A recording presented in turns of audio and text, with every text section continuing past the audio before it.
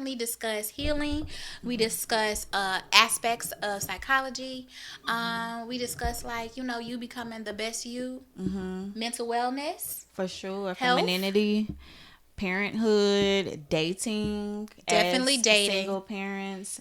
And it's from a lens of two psychologists, Yeah, So, but also to people who grew up like with both parents, married parents, and then like you all know that Chloe and I are the youngest of our crews, like her yeah. siblings and my siblings.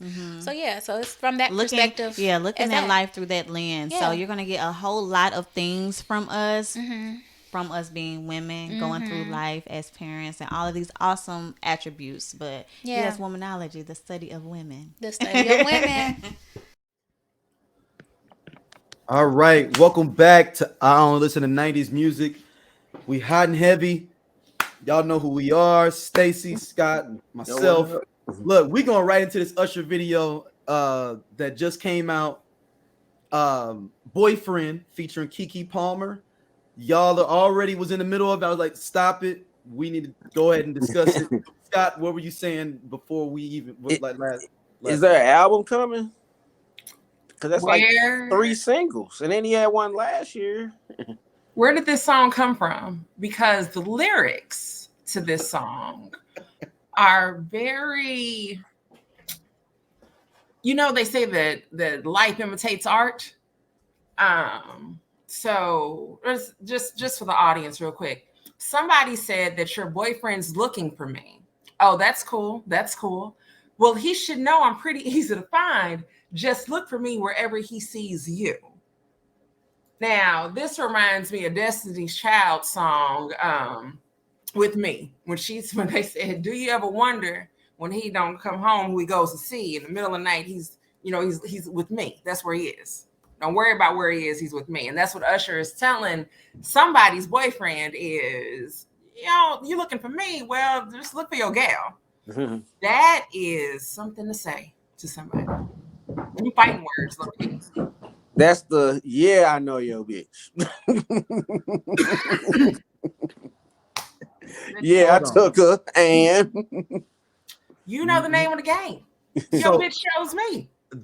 Google the producer of this song. Allegedly, it's supposed to be Miranda Sarah Innie. Yeah. Uh, Go look at see what she looked like, and you tell me you thought that was a producer. That's why I'm trying to think if somebody was trolling me on this lyrics page. she produced the Okay. song. So this person, yeah, That's what I looked up the song on Genius. right. And I put the producer's name in Google, and look who that is. You tell me you think that's a producer or not, or what is going on here? And this is amazing that if that's true, this is 2023 for real.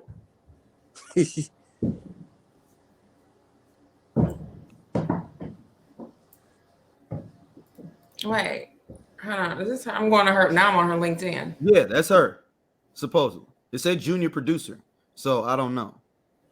Very well could be.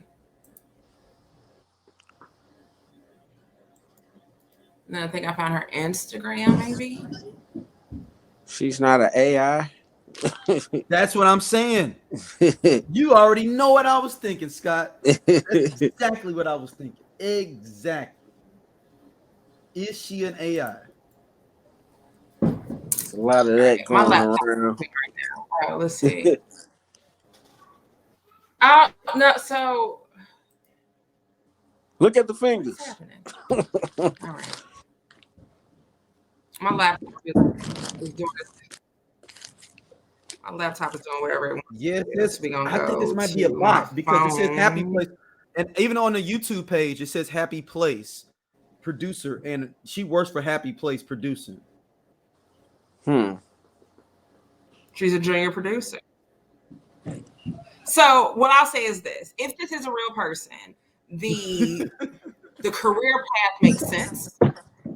Look on Okay. her LinkedIn profile. If this is a real person, right? It makes absolute sense what they've been doing, how they got to this point, all of that. So they've done stuff in studios, and I think this just may be the first time that they really get something. But I don't have a picture. Oh wait a minute, did I get her Instagram page? Oh, and when you go to the Instagram page, She's promoting.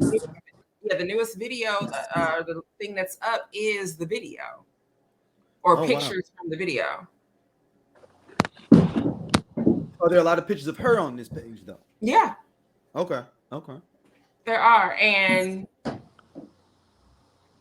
she's just a regular person. Yeah. Like that's But either way, Usher's a terrorist. Yes, he is. I was just going to say that. Why did he do this to this man? To Keke Palmer's boyfriend or ex-boyfriend or whoever? Like, this is for real terrorism, man. So him and Cleotis, he got a raised look. Ain't that the baby name? Cleotis? Something like that. Cleopas. Is it? It's like some little old. It's a ridiculous name. It's a horrible name. Like, Cleotis? No, something like that. Yeah, I didn't know we made. We're not that far off. Yeah, she brought it back. Name is hold on. I tell you the baby's name. Cletus or something. It's something like that. It is. Where is that? Personal life. Blah, blah, blah. Leotis. Leotis. Yeah. Either way. Yeah. Take the C off. Yeah. Willie Earl is that baby's name. Leotis. That must be somebody in somebody's family. Something. He named after somebody, granddaddy. Yeah. Leotis Andrelton Jackson. Andrelton? Yeah. Willie Earl Aloysius Jackson. But this is the thing about the Usher joint that's even crazier. This is like when the U.S. bombed Japan and then said, we're going to bomb y'all again 3 days later. Even after it's proved already that you have the capabilities to, you didn't give them a chance to surrender. You just like, we're just going to run this back and drop another atom bomb on you. And that's what Usher just did to this man. Just ran and just did another one. He brought that on himself. He did. And I'm sure the U.S. said that about Japan as well. You did this to yourself. I know his partners is like, man, shit, that's Usher. What you gonna do? I mean, like on that Boondocks episode. I can see if it was a nigga like T.I. or something, but Usher, you don't. And did y'all see the dude that wrote that happened to him for real with his girl? Y'all see him tell that story? No. So the actual writer from the Boondocks tells the story about how that really happened to him and his girl. And he was at a restaurant with I guess he said it was his ex-wife now or whatever, but it was his girlfriend at the time. And they go to a restaurant hanging out, and basically that's where the inspiration came from. That skit was from Usher doing that to him. Damn. You gonna let some sexy plexi ass nigga see your girl? That's what Riley asked, and we see that it happens. Yep. In real life, he kept it so way more gangster at the beginning. None of this would have happened to him. You are a mother. Well, your mother just got stolen. Mama gotta have a life too. Mama, brought this on yourself. What you get? Hey, he didn't understand that. He didn't understand that part of the game. He didn't understand that he took it to social media. One, right? Like that was your first mistake. Is you see the video, you see her enjoying herself. You obviously, he got the text message from the group chat. Hey man, you think he listening to Song Cry? You already know that. He also listened to Let It Burn in the Rain. Like he absolutely did. And you got it bad. He absolutely and walk around playing You Don't Have to Call. I was just gonna say you don't have to call. But yeah, she was at that concert. He at home, probably with the kid or not, and the group chat started blowing up. His boys was like, "Hey man, you and Keke still together? Cause so your gal at this Usher concert looking real friendly." She liking it. Or do they ask first? Hey, do you see what Keke had on tonight? Is that the first question before the Usher dance? Like, I think the first it may be like, "Hey, you talk to Keke," or like, "Hey, y'all straight?" Yeah, you got to make sure that okay before I give this information, is it worthwhile? If y'all broke up, it doesn't matter, right? But if y'all together, hey, couldn't be me. And that's all you know. That's all it is. Just one of his boys was like, man, I don't know, man. Couldn't be me. Better you than me. Better you than me. I mean, if you like it, I love it. But, you know, if it was me, I mean, my gal would be out like that. Couldn't be me. Couldn't be me. And that you are better than me. So is Usher really just pissed on this man's grave, I guess, at this point with this song? Usher doesn't care. And because he doesn't care, he can do this. Yeah. Right? The And terrorists don't care. Well, he obviously cared. He does this video. No, he doesn't give a fuck. That's why he did it. Usher, like, come see me. I'm in Vegas every weekend. You know where I be. You know where I'm at. You know where I am. Look for your girlfriend and you'll find her. What Jay say, I'm everywhere. You ain't never there. Never there. And why would I ever care?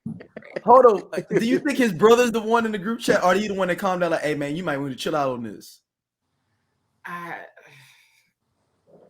think definitely, like I said, the group chat definitely happened. And then he just listening to all of that shit decided to hop online. Now his brother may have called him and like, hey, take that shit down. But I heard and he was like, hey, this ain't got nothing to do with me. Well, they was on his brother.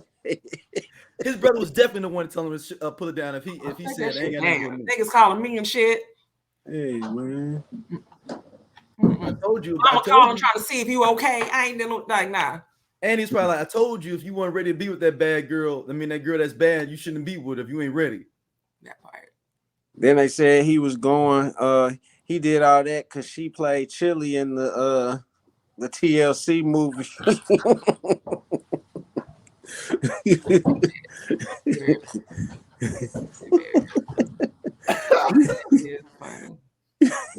Trying to relive what he lost. Yeah. This reenactment. What he lost. That is very funny. All right. Rest in peace to the great Magoo. Right. Yeah. Magoo's gone, man. He is. And so initially, like I saw, according to Hip Hop, was the first thing that I saw that posted about it. And I'm like, but by the time I saw it, I'm like, I said 2 hours ago. So then I start looking, but I can't find anybody else talking about it. I'm like, okay, so literally all it is just a picture of Magoo and it's like RIP. It's like, wait, what? What happened? So now I'm searching online, right? You know, as an amateur fake journalist, I have to get my two sources, right? I need two very, valid sources to tell me that somebody's passed away. And I got nothing. Like all I got is according to Hip Hop. And then finally somebody is like, oh, dude from Playa posted it on his page. So I go to his Instagram page. And even with that, I'm like, okay, but this is just one person. Where's Tim? Where's Missy? Where's somebody? And then like Genuine had a Genuine's posted first was like, I just heard something. I hope it's not true. So you still don't know. And TMZ ain't said shit. And while I despise TMZ for many, many reasons, one thing they don't do is post shit that's wrong. Yeah. And then they don't care about Magoo. Right, and they don't give a shit about Magoo. So they finally posted it like the next day. But even with that, it's all dating back to someone, like everybody going back to that post from dude on Instagram. So I think I just read New York Times was like that Magoo's wife finally like said, yes, he passed away like on Monday. Well, my thing is, how did the other random people know? And Magoo wife ain't even said nothing yet. I think it's... when someone passes away, I think your first thought, especially if it's your husband, your first thought isn't, let me get online and make a post. Right. So whatever happened, however it happened, whatever, she's possibly dealing with that and trying to get that together. But in the meantime, I'm sure her phone is blowing up because now people are seeing this shit that's online. So I don't know how dude from Player knew first, or he may not have known first. He may have just heard or, gotten a call, and then people love to be first. Everybody wants to be the first one to report that somebody died, which goes into my beef with TMZ. But sometimes you got to just wait a second. Like if the family hasn't posted shit, it's okay for you not to say anything. It's okay for you to chill out for a minute until the family posts and says anything. But even now, we still don't know what happened. And the wife apparently said that she's waiting on the coroner's report to let her know what happened. So Don't know. That's crazy. Yeah. I remember when I first got on Twitter, they had killed Bill Cosby like three times. And TMZ had killed. Didn't TMZ kill Lil Wayne some years back too? Originally Yeah. too. Yep. Yeah, they've killed everybody's dad. They didn't kill everybody. And but I was watching actually Dark Side of the 2000s on Vice. And there's an episode about TMZ, and they talk about with Michael Jackson, when Michael Jackson passed, how they reported it before anybody else. It was like hours before CNN, and I remember that happening. Yep, I remember remember. being at work, and you hear it, and it's like, wait, when they're like TMZ is reporting, and I'm like, TMZ, who the hell is that? Like, no, like I need CNN to tell me something. I need Brian Gumble to come back on TV and let me know what's going on. Like that's what I needed. But TMZ was right. And then going forward, it's like usually with celebrity deaths, they do know first. And then with Kobe, they were the first ones posting, pictures online, and which was just horrible in itself. But they usually are right. Like they've made some missteps, but their batting average is pretty good. So like with TMZ not saying anything, that's like, I don't know if this is real. Especially with the West Coast deaths. Like the deaths in LA and Hollywood and stuff. They were like, they own it. Yeah, they got people at the hospitals that'll feed them information. Yeah, it's people at the airport, in every hospital.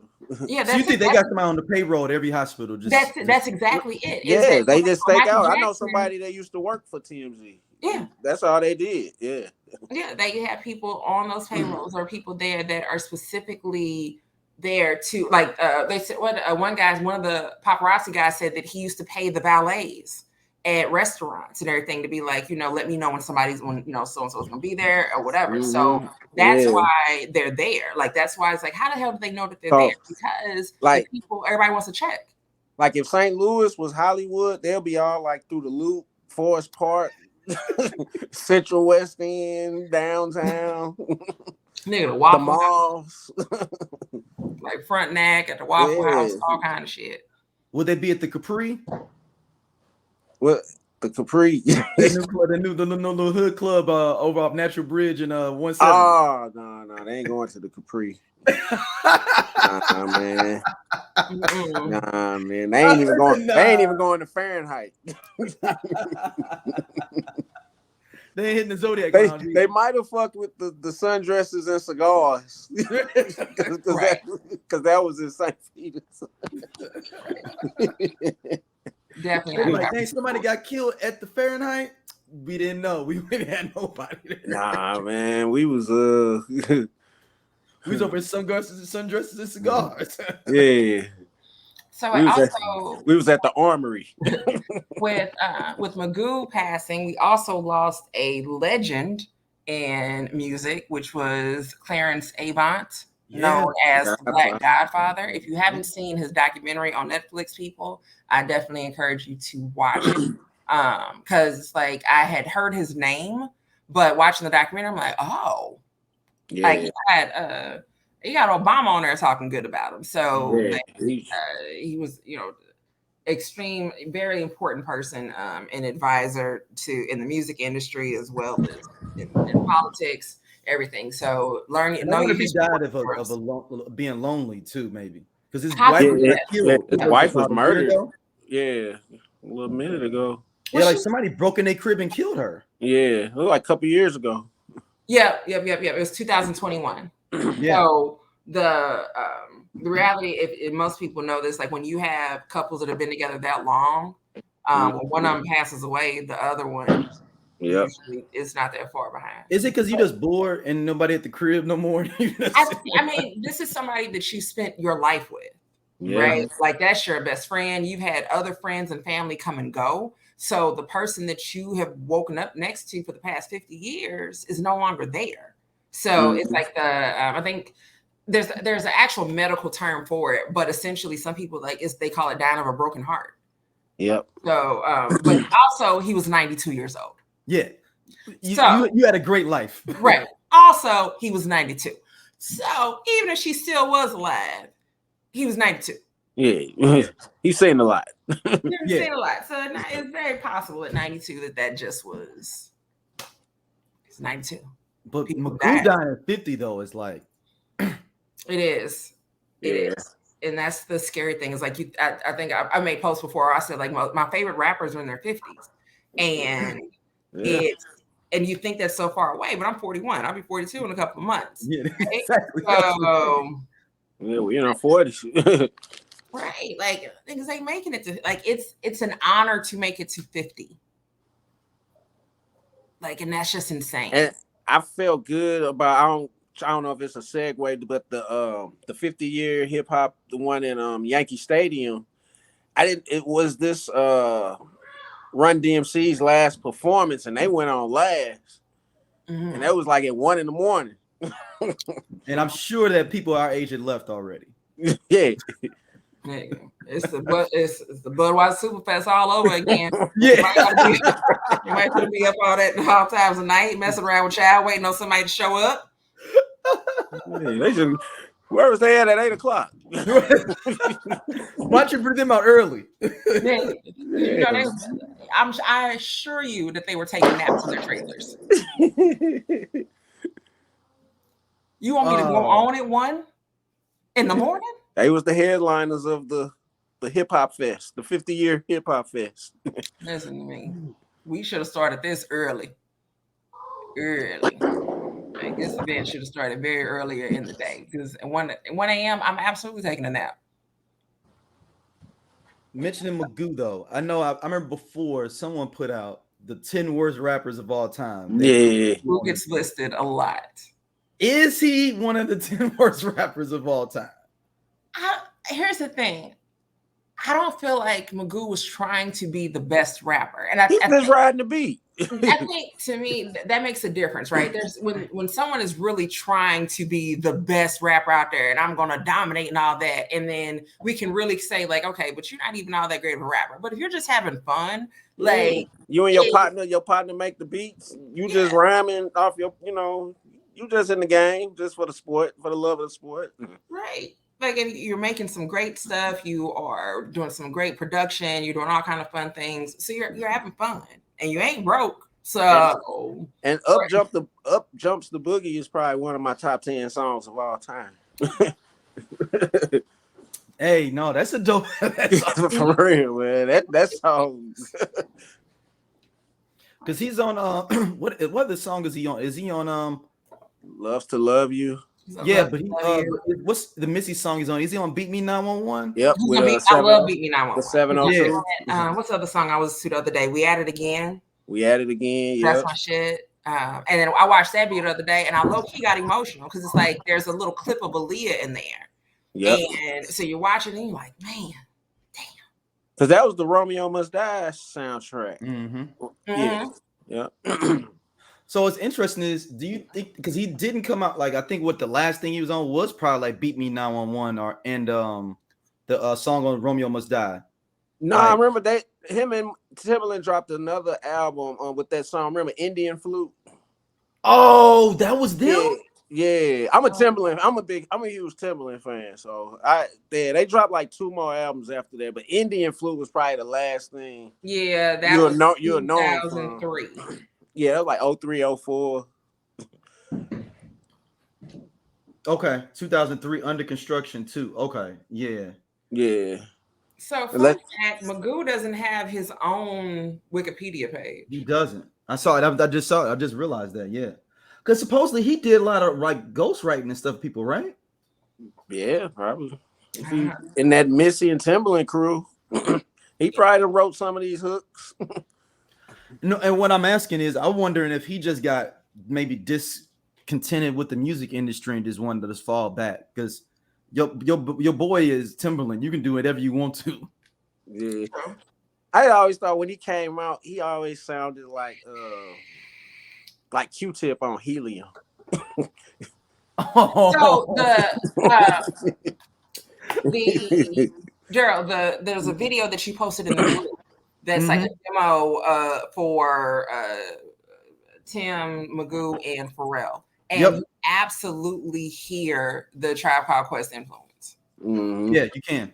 You definitely can. Like, as soon as you hit play, you're like, oh, okay. Like, you hear it. And Okay, is this a tribe? Is this a tribe demo? Oh no! Oh No, this is this boys from Virginia. this is the West Virginia. like they ain't from back on the boulevard of Linden. Okay, I got it. What's up? Yeah, man. So rest in peace to both of them, man. I just don't like people saying that like he was one of the worst rappers and he's dead now. It don't feel good. Nah. All right, 50th anniversary of hip hop came up recently. How old do you feel? Ooh. If hip hop is 50 and I'm 41. Yeah. We was babies. Like look at that Curtis Blow when he was like on with the man, and LL was a teenager. Right. Like, and I think you just don't at that time, especially in the 80s, like we're old enough to be able to remember things from that time. And it's like you don't, I mean, they were so grown to me. Yeah. Yes. And they weren't. Like Melly Mel still strong. Yeah. We'll get into that. That's what I was gonna say. Yeah, but We'll talk about Melly Mel and Un Momento. But yeah, definitely feel old with being the 50th anniversary. But it's intriguing to watch all the tributes and see really how, I don't want to say how far rap has come or hip hop has come, but there's definitely a difference in each generation. I think rap is more respected now than what it was probably 20 years ago. It's because it's the number one genre. Yeah. Hip hop. Is it more respected or more controlled? Or more commercial. Or more commercial? Is it just more like, which one is it? Because I feel like when it was more we're not respected or taboo or forbidden, I feel like we had better quality. And now that it is more accepted and commercialized, the quality has just sucks. Like, I mean, I'm not, and that's not to say that every new thing that comes out sucks. That's absolutely not true.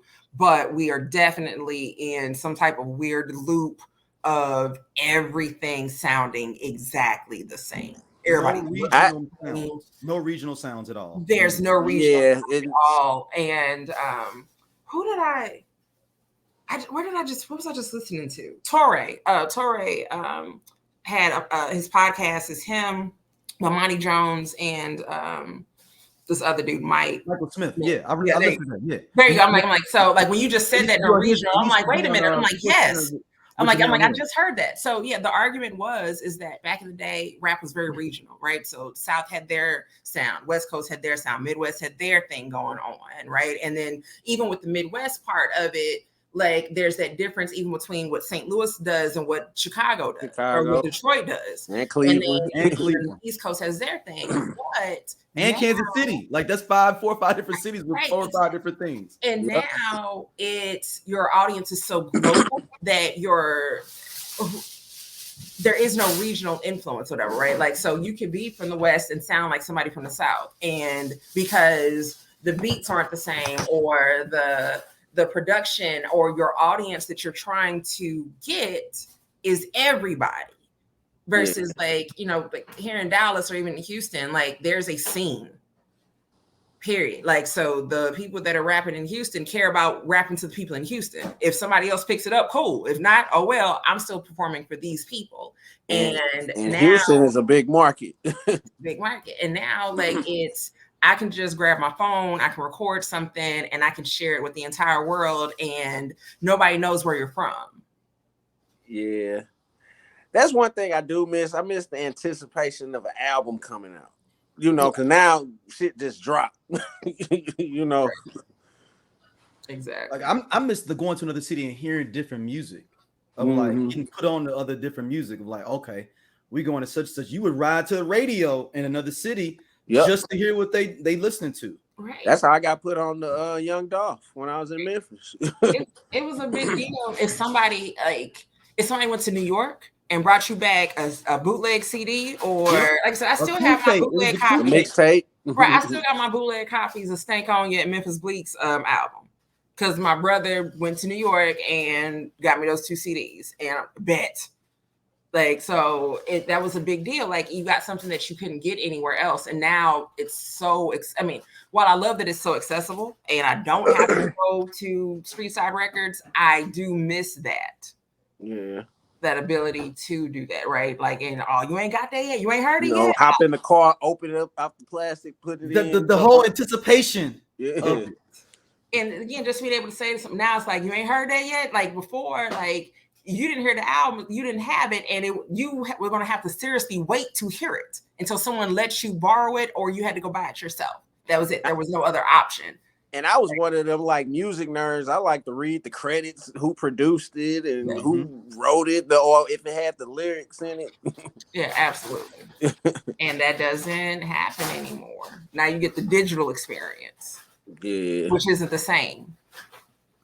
I think it's just not. Like, thank you for these. What is you all's first hip hop moment you all remember? Because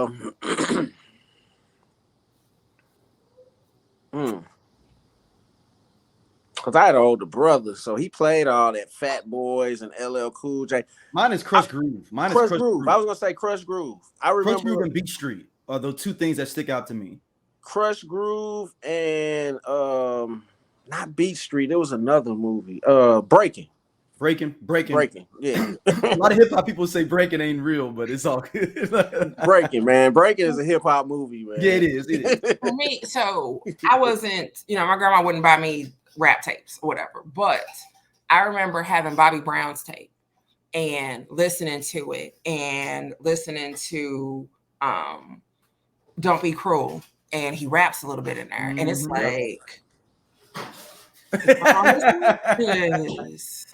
this ain't okay, cool. And then, I mean, there were just little, even with my boys tape, right? They rap a little bit in there, right? It's not nothing serious, but that was like, wait a minute, this is something that's a little bit different. Or I remember being in my oldest sister in her car and her playing It Takes Two by Rob Bass.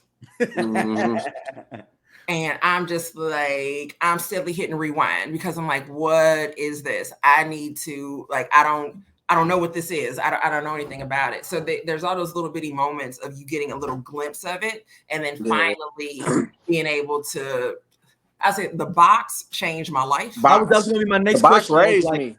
Somebody needs to do a documentary on the box. Like, seriously. Yeah. I absolutely agree with you. The box definitely changed my life as far as being able to hear music. So 93 or was it summer of 94? When did Thuggish Ruggish Bone come out? 94. So summer 94, I remember I was spending the summer at my mom's house and my brother calls and is like, hey, you been watching the box? And I'm like, yeah, every day, duh. Like, what else am I doing? Every day, duh. And he was like, hey, it's these dudes. They like in Cleveland or something. It's like 5 of them. And they rapping like real fast. And I'm like, okay. He's like, but no, they rapping like real fast. Okay. So then eventually I see Thuggish Ruggish Bone. And it's like, what? How are they doing this? Like, so... you fall in love that way with just watching and trying to write down words and there wasn't no genius or nothing. Is it me or did the box show more hip hop videos than rock or alternative videos? Now there is a thing. I do remember I first saw the box in 91. Yeah, it was like 90, 91 for and me. It was all. And remember the song? I remember the first song I saw on there. What was that? It was that song Betty Boop. What was that? I know what you're talking about. Yeah, I don't. Do you remember that song, Stacy? I remember. It was like Betty Boop, Betty Boop, just doing the dude now. Yeah, I don't even know if I made this up in my mind. No, wait a minute. Yeah, I know exactly what. So here's the thing: Betty Boop doing the dude. That's in my head, and that's what I thought you were going to say. But I absolutely thought that I'd made up that song in my head. I thought I made this song for years. I remember. I made that song up. I just thought it was stuff like I feel so better for years. I've been wanting to say that, like, hey, does anybody know Betty Boop? Like, I know I I'm remember. the absolutely And then I made that up. them two chicks, we like the cars. The Trim. The cars that The Trim. Man, look, and we low like key, the boom. I've been IG stalking them for the last 2 years. I found them. Were they British? Or No, were they're from Miami. Oh, they from Miami. Okay. That's Miami bass. Okay. That's Miami bass music. But those are the ones. But so it was like a weird thing. I was like, what the hell is the Jukebox? My cousin was like, it's just some radio channel on 58 or yeah, because my brother was like, man, turn on 58. You can watch all. And they were playing rock videos and all kind of the stuff. And then like they played I'm Bad LL Cool J. I was like, oh, okay. So I would periodically over the years just check in on it and look at it. And then I just think all of a sudden one day they was like, we just gonna be black.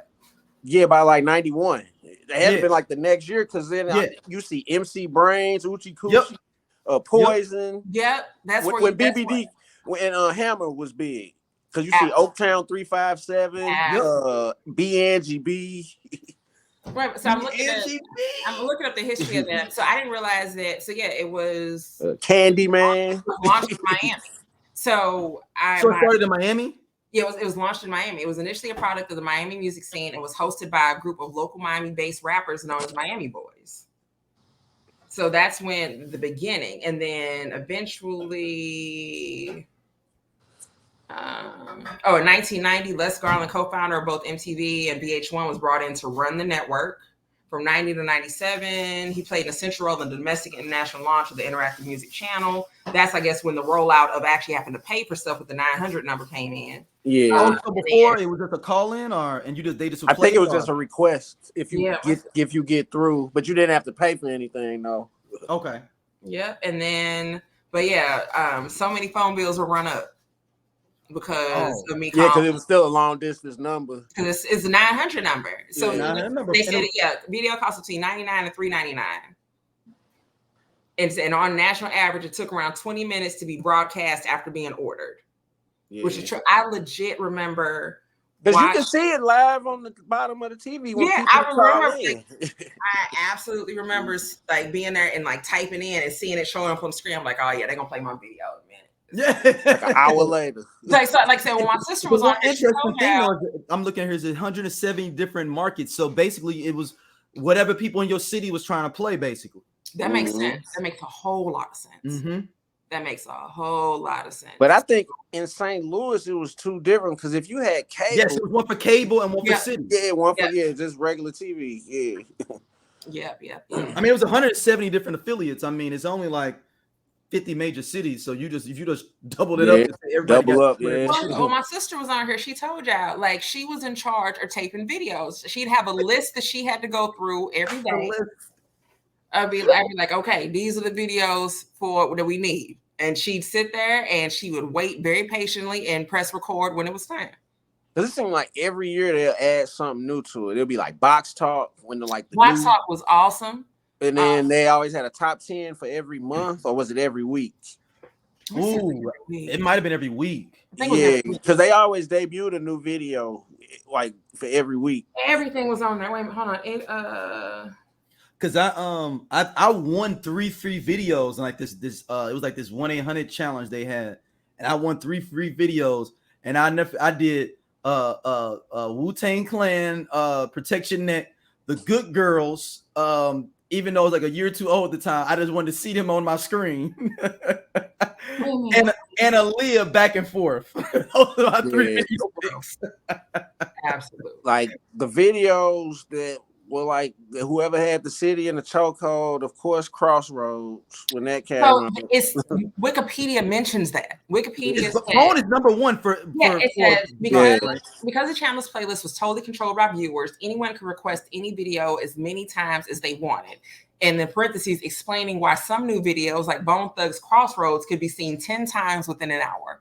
Shit, Crossroad. When I came home from school, that's all you see. I started with that girl in the choir singing. Yeah. Oh, Mary, don't weep. I learned the whole song because It wasn't even on that album. It was the other version. Right. And going back to being able to purchase music, one of the most important things that we need to mention is with Bone, if you had the album when it first came out in 95, you have the original version of Crossroads. Yep. And if you still have that, hold on to it, baby, because you can't get it nowhere else. Because every re-release has the remix. The popular version. The Crossroads with an A. That's the difference. The other one's just the Crossroads with an E. And the other one's the Crossroads. Right. And Wale, even though you're gone, you still got love from Bone.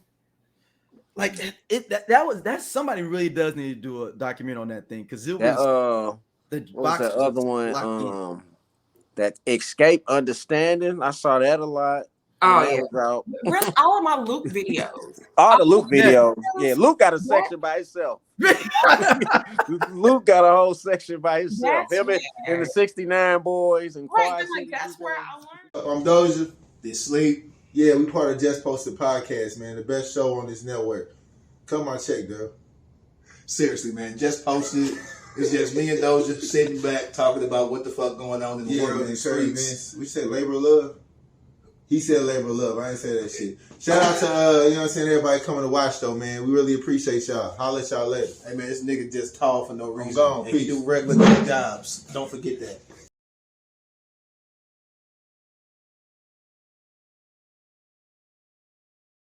It wasn't on the radio. I learned... They did not play Luke on the radio. I learned how to P-pop on a handstand because I watched The Box.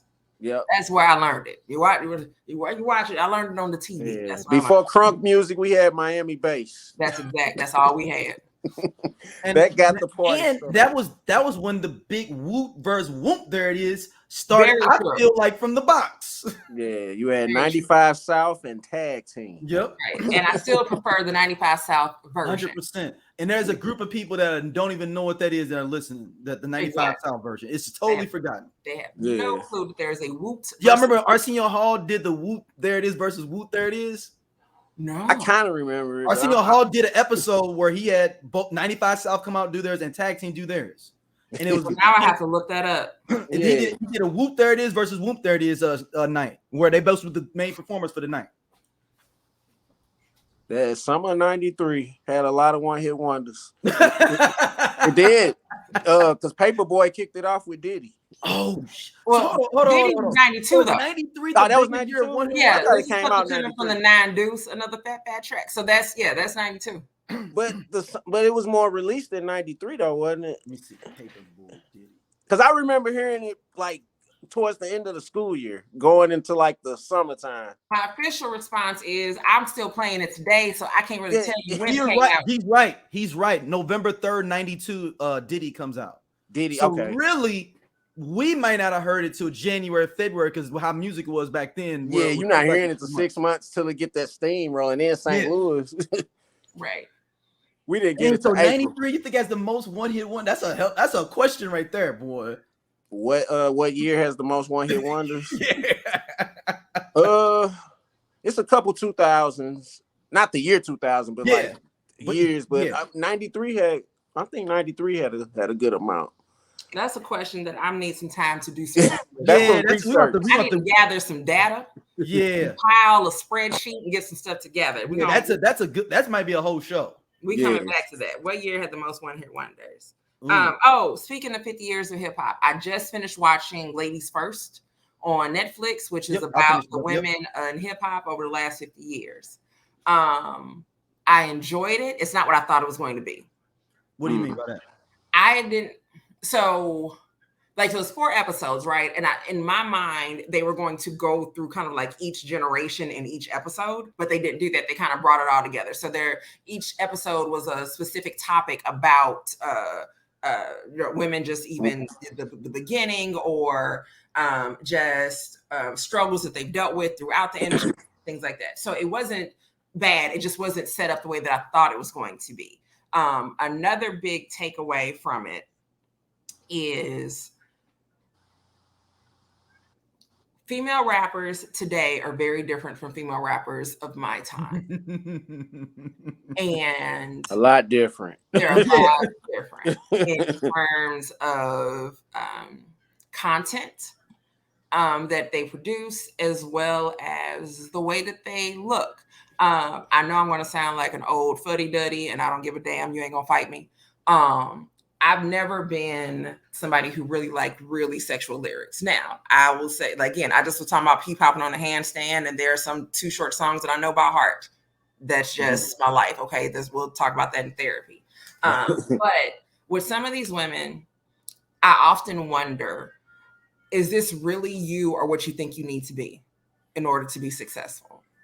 And somebody who's not even a rapper, but I think about this with one of the girls, Beyonce little girls, Chloe and Hailey. Right. Hailey, so the one that's not in the Little Mermaid, Chloe. I look at her and I'm like, I can't wait till she figures out who she is. Yeah, she just showing them yams. Right. And it's like, and that's the thing. If you want to show your yams, do it. Right. Like I have no objection to you doing it. But for me, it's all about intent. It's like, why are you showing your yams? Are you showing your yams because you want to, you feel confident, and you like your leg? You got nice looking legs. Look, you done shaved them. I'm going to show these babies off. Or is it because you feel like you need to do this in order to get attention or to entertain or to be taken, I don't even want to say taken seriously, but taken however you want to be? So with a lot of the newer female rappers, some of the raunchiness, I'm like, are you really that raunchy? Or is it because you've seen it sell and you've decided that that's the space that you want to be in? Right. And again, this is not every new female rapper. Even the show even showcased that. They had Rhapsody on there. What's the girl? Chica. So like they had women on there that absolutely aren't extremely sexual. Right. And so again, if that's who you are, hey, more power to you. Like, own it and go with it. But if it's not really who you are, and I wonder to myself, 10 years from now, or is it still going to be you? Well, my question even more is, I don't think some of those artists should have been in there in any documentary if you haven't been in the game more than 5 years. Because if they did this documentary, let's say they did this documentary 5 years ago, it'd have been another set of, and they want to get the young hot girls or young hot guys for a documentary. Would they even be relevant 5 years from at this point? Is what I'm saying. So you need to have been. I just feel in general, you just need to be seasoned in it to be in a documentary about like the history. If you're might not even be popular in the next year by next year. That's true. Yeah. So if anything, again, if they'd have done 4 parts, it would have been like the future, right? Or what's or that's it. And then that's where we'd have seen those girls. But the Rhapsody's been out for a while, right? Yeah, that's not. I'm talking about like the Lotto. But Lotto, but to that point, I didn't know Lotto's story. I didn't know where the hell she came from. Yeah, I didn't know she was on the Rap Kid show. Yeah, I didn't know she was on the Jermaine Dupri show. Yeah, I didn't know that. So I didn't know that. So I saw it and I was like, oh. So I mean, it's the not that puts her into the game longer, but I'm like, oh, okay. You didn't just get popular on YouTube. You know what I'm saying? Like, and again, not to discredit anybody who got popular on YouTube, because there's a lot of content that's out there right now, and if you can break through that and get seen, hey, you did. But my pussy pink, my booty hole. I knew we was going there. Way to represent the city. Hey, but that Boss Vet girl, she doing it too, though. Yeah. He said the raunchiness it's always been there, and it's funny. Like, there's this thing that meme that's out there now, where it's got Nicki in the middle, and it's like Nicki's influence, and it has all these female rappers and that have come after her that allegedly have been influenced by her, and it's like, well, really, it comes from Lil Kim. Well, really, it comes from Salt and Pepper. But I think, I mean, I get what you're saying, but really, I think majority of the influence now is Trina, with most of how the girls rap now. Saweetie said that. Saweetie was like, I think Trina deserves some flowers. Yeah, like, I think I want to say, Saweetie was like that. She's like, yeah, because of my mom. And then we always have to remember this. People talk really bad about Gen Z and don't realize these are our fucking kids. We had them. We had them, okay? Like millennials and Gen X and talk all that shit, but Gen Z is our fucking kids. So Sweetie was like, well, she's like, growing up, I love, because of my mom, I loved Lauryn Hill and I loved Lil' Kim and I loved Foxy Brown.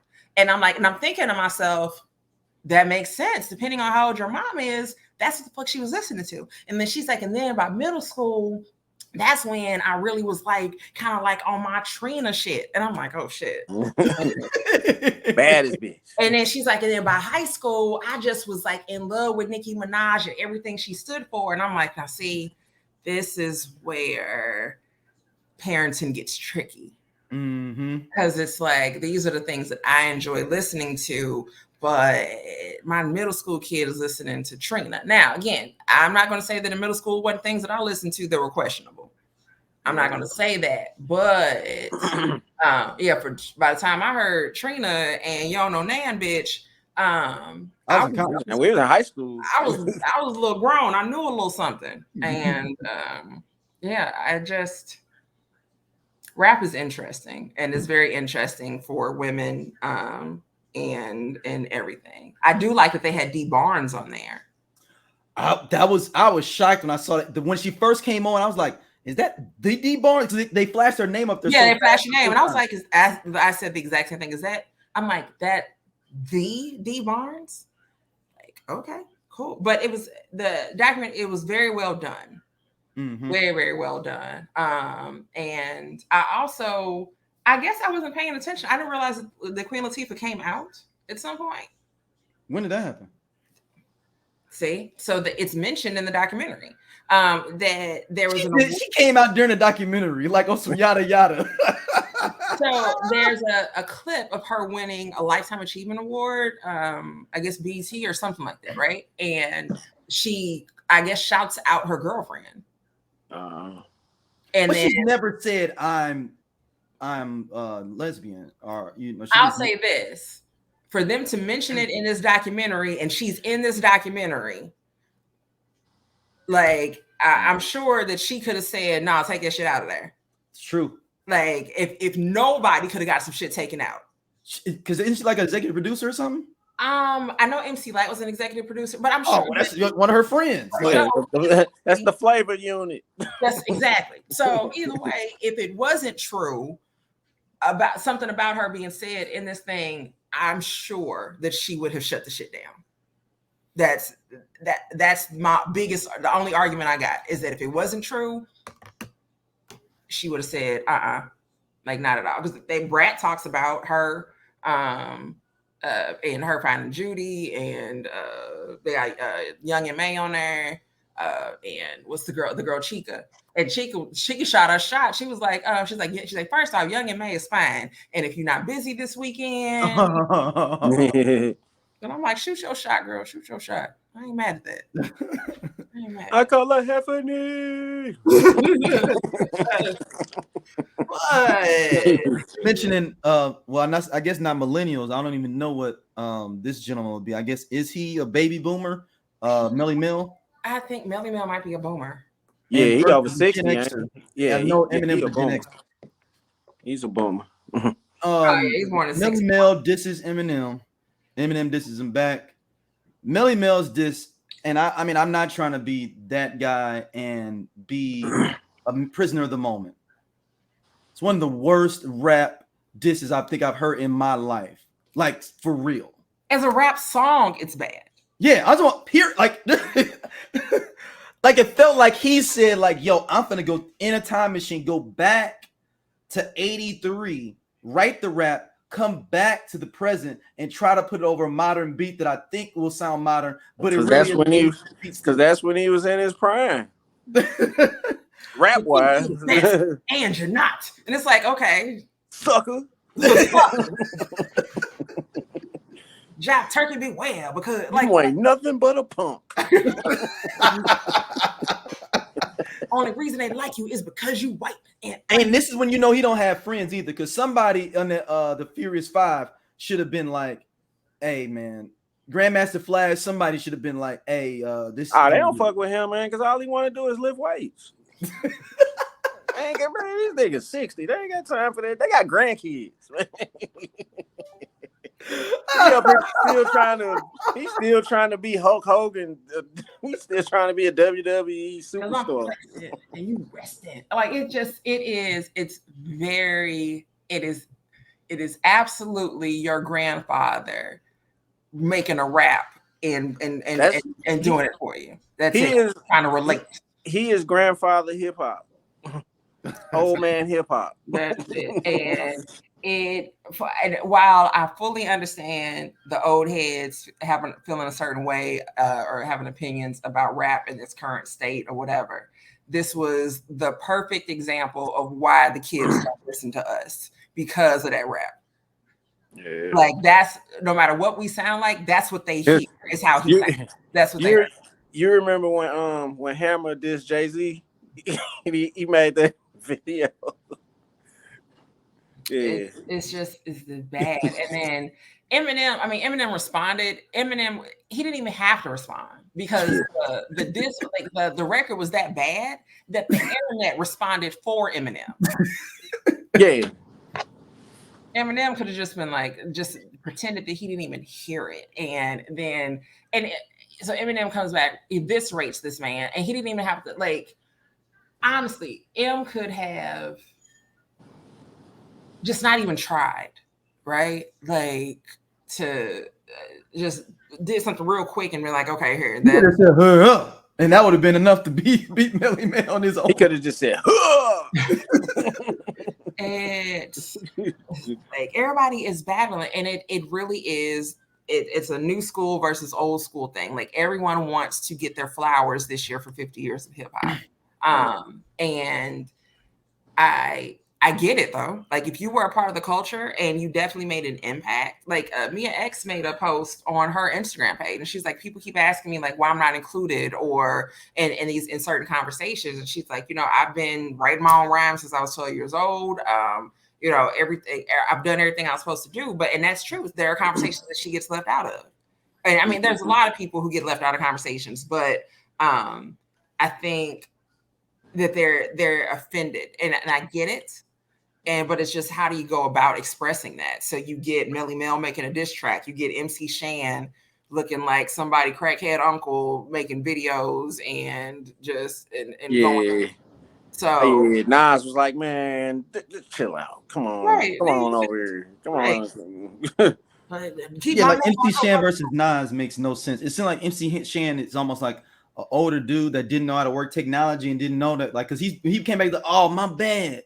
You did hit me up. The only one out of that era that still be ready is KRS-One. He be ready to battle anybody. Well, no, MC Shan literally, because Nas was trying to get him more money. You know that, right? Right. That's what happened.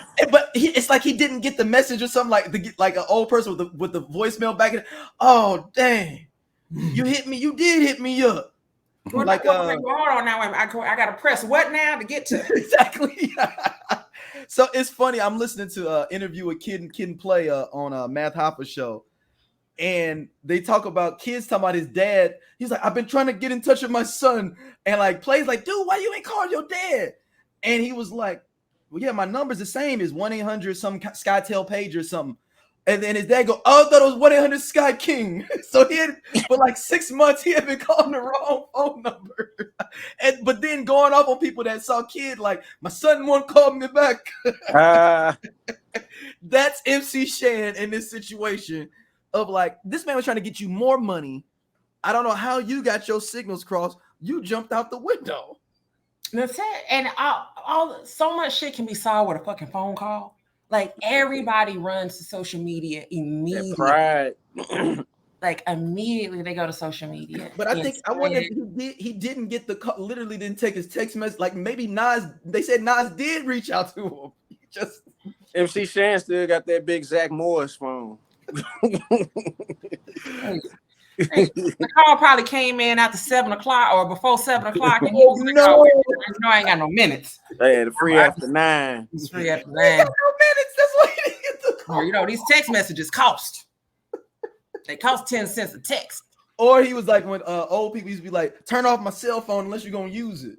because they thought they charged you for being on. My check ain't dropped yet. Yeah, that's one, and that one was a sad one because he was like, "You need to give the motherfuckers from the game that put you on, all this." And he was trying to do the whole Juice Crew as a whole reunion thing, get them paid. It was just like everybody's so quick to feel that they have been publicly shamed or some way, and they immediately need to go to social media to talk about it. And coming from somebody who is on social media all day, every day, I can admit sometimes it is hard to not share things. Something happens and it's like, man, I want to type about this, and you have to say, okay, this ain't it. Don't post that. Nah, because you got everybody asking, because everybody's nosy. Everybody wants to know. Right. And some people are not even concerned; they just nosy. Yeah, they just want to see the comments. Right, they just want to see what everybody else got. I mean, I guess if we could finally talk. I mean, I guess we could talk about this Ali on VladTv. Yeah. Have y'all watched any of these clips? I've seen one. I saw one. I saw one. Yeah, I just seen one about writing country grammar. I mean, that's all this stuff I heard him say previously, but it just feels dirty. This whole thing just feels dirty. Like from Dirty ENT? Dirty ENT. We all we got? Yeah. Shit, I guess they don't. I guess they don't. Just dirty. I mean, I just don't feel like this like St. Louis business. I feel like it being on VladTv. I feel like I'm taking it personal, where it's like you talking about stuff that go on at the crib, like that's crib business. But remember, Nelly was on that one local. But that was a home based podcast too, though. That was, even though it only leaked out a little bit to other people. We all it still stayed in the city. It didn't really go all out. That podcast viral like that. That still clip of Nelly being like that, I was the star. I'm the star. There's people out there that just see that and don't even know where that came from. That still of Nelly, and they use it. I remember I was watching that live. I watched that live. But it just feels dirty. I don't want to litigate the rights or wrongs in the situation. But it just feels dirty, and it feels like, well, how are we putting out it's like our family business. Yeah. Because our home, our city's not that big, people. The check stopped coming. Yeah, the check stopped coming. Yeah. And Nelly's got that 50 mil for half his publishing, so he got a nice big check. Yeah, and he wrote it.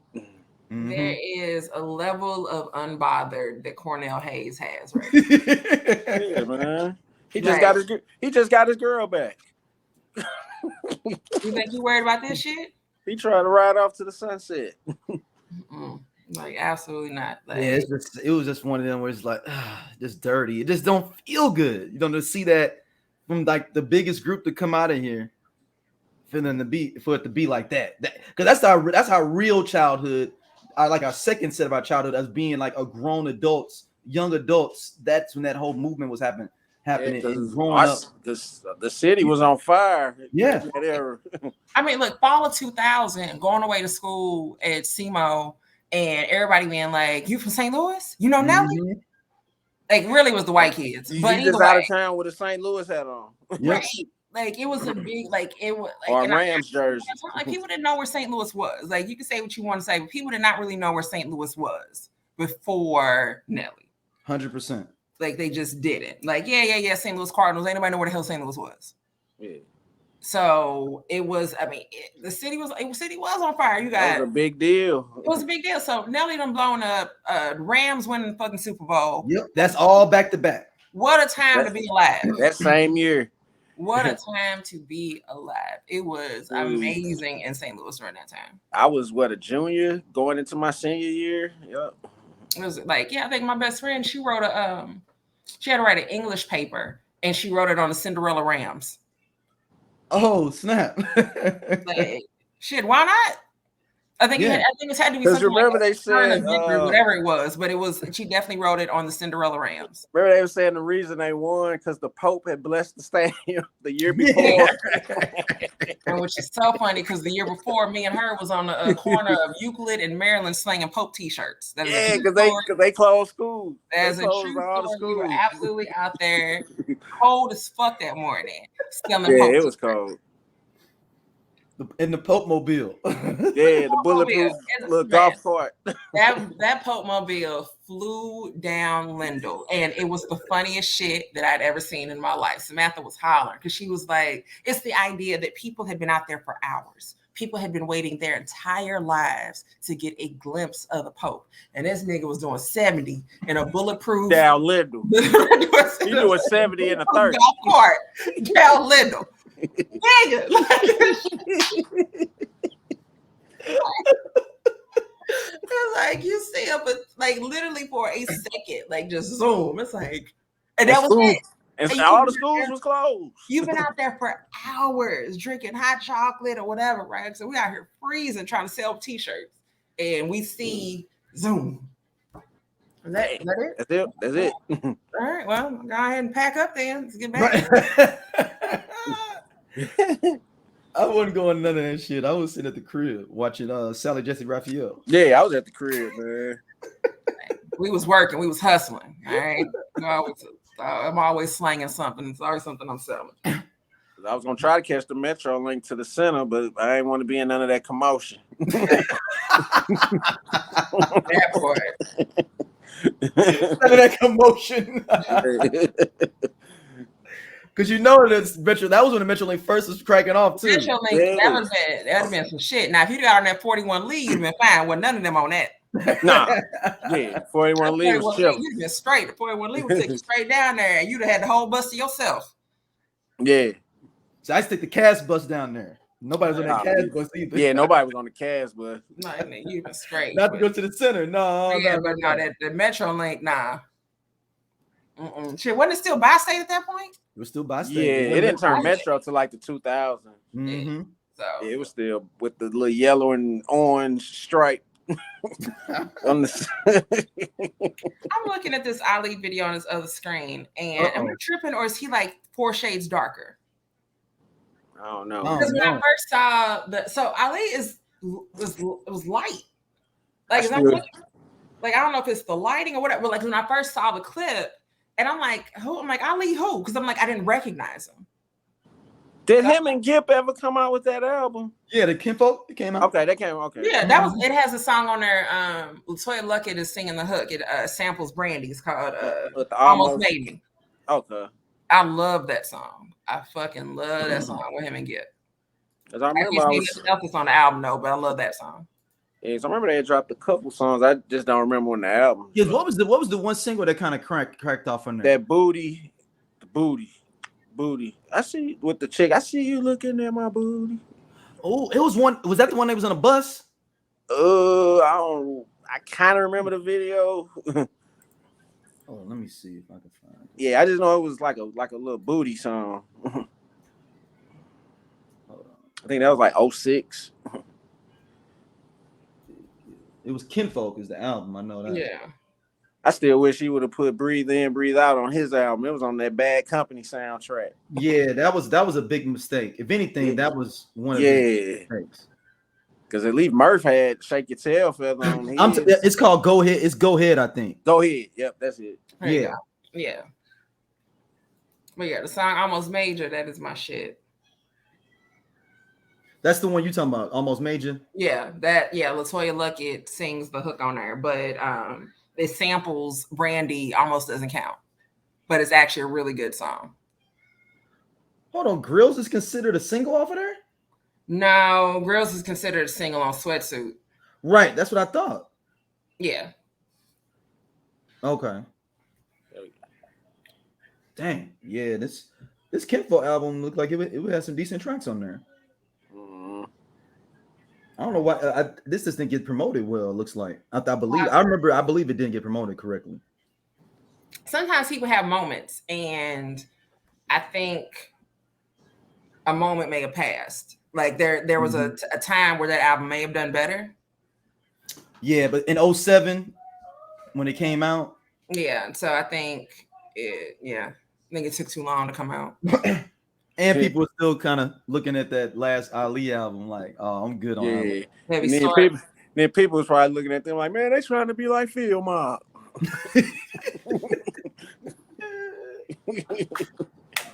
They trying to be like Phil Bob. Oh man! All right, another episode. I don't listen to 90s music. Stacy, where can they hit you up at? Don't hit me up. I don't want to talk to anybody. But if you must, you can find me at Stacey Adams on all platforms. Stacey with the E, Adams with the Z. All right. What about you, Scott? You can hit me up all over at Cool Ass Scott.